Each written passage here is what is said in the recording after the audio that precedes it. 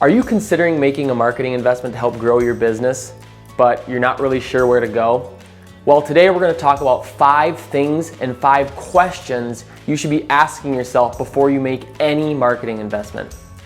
My name is Troy Klongerbo with Fisheye Marketing, and I'd like to start out by saying if you're considering making any marketing investment at all, you need to know, number 1, what is my objective? Do I need marketing in the first place? I think the easy thing to do here is to say, well, we want our revenue to grow. Let's just throw some marketing around and see what happens. But without a specific objective, those marketing dollars are just going to get burnt and wither away. So ask yourself questions like, am I looking to grow sales in a specific segment of my business?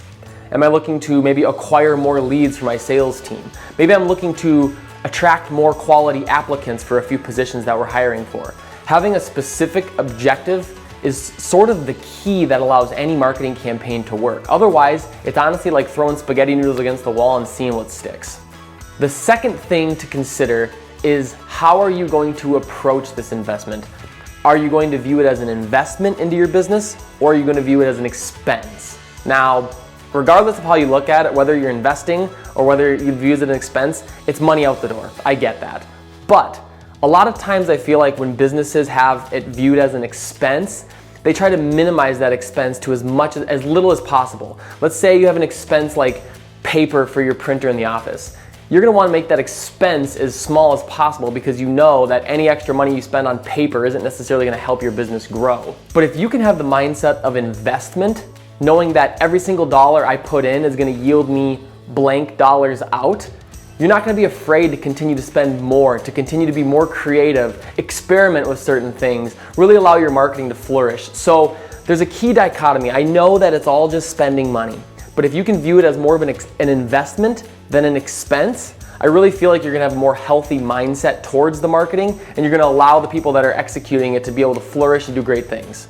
So the third question we'd like you to ask yourself, once you have an objective and then you view it as an investment, is, am I going to be consistent? Now, this might be the most important question you're going to ask yourself when it comes to making a marketing investment. We like to use the analogy of getting ready for a wedding. Let's say you're going to be getting married in a few weeks and you decide to approach a personal trainer and say, hey, I'm getting married in 5 weeks. Can you help me lose 30 pounds? I'm pretty sure that fitness trainer would come back and say, you know, we could, but anything we do in that short of a window is going to be pretty unhealthy and it might not even work. So you'd be much better off going for a year, changing your lifestyle and being more consistent with it. And that's exactly how we view healthy marketing. Healthy marketing is not something that's done as a flash in the pan, thrown together, kicked out to get something that can turn around in a few weeks. But healthy marketing is making that cognizant investment month over month and year over year to building your brand, building your company, building your sales funnel. And so we need to ask that question is, am I willing to be consistent with this investment? Question number 4 is, are the estimations and assumptions that I'm being presented with realistic? So anytime a marketing company is going to submit to you a proposal, I would always be leery when they're giving you specific numbers and guarantees on ROI.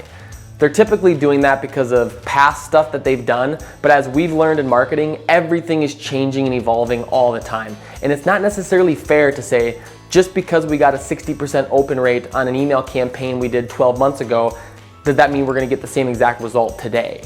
So read through it and see, are they telling me these assumptions based on a 10% click-through rate on my ad? Is that too high? Are they telling me certain estimations and assumptions based on things that potentially could be unrealistic, or perhaps they're too modest? Really examine the approach and the numbers that are being taken into account during any marketing proposal. All right, so you've asked yourself 4 questions, and now that you understand the objective, you're viewing it hopefully as an investment into your business, you've made the decision that you're going to be consistent with that investment, and you've got some realistic expectations and assumptions. The 5th thing is just trust your gut. Here at Fisheye, one of our core values is integrity, and we view every single marketing campaign that we take on to be executed with integrity. And if you're sitting down with someone, or maybe it's a marketing staff person, maybe it's an outside agency, maybe it's just a freelancer who's going to help you out with a couple of projects, trust your gut and say, are the things that they're telling me and the ideas that they're casting for my company, are they gonna work? Do I truly feel in my gut that I'm heading the right direction? Because a lot of times, if you're out there shopping for marketing, sadly, a lot of the time, it's done out of desperation. It's done out of companies that need to see an immediate sales injection, they need to see growth, they need to see leads, and they do things reactionary. And they'll, deep down in their gut, they may know that the investment that they're making isn't necessarily the wisest, but they do it anyways just because they feel that it's a must or that they have to. And here at Fisheye, we view every single client relationship as a partnership, and we use that term all the time in the office. We view it as having a partner, that we have partnered along with this company for the long haul. So trust your gut, listen to your gut, and make sure that you're finding a partner that fits your company's needs. So there you go, 5 questions to ask yourself if you guys are considering making a marketing investment. And that's it. That's all we got. So have a great day. And if you have any other questions, type them in the comments below and maybe we can come up with an answer for you. Have a good one. See ya.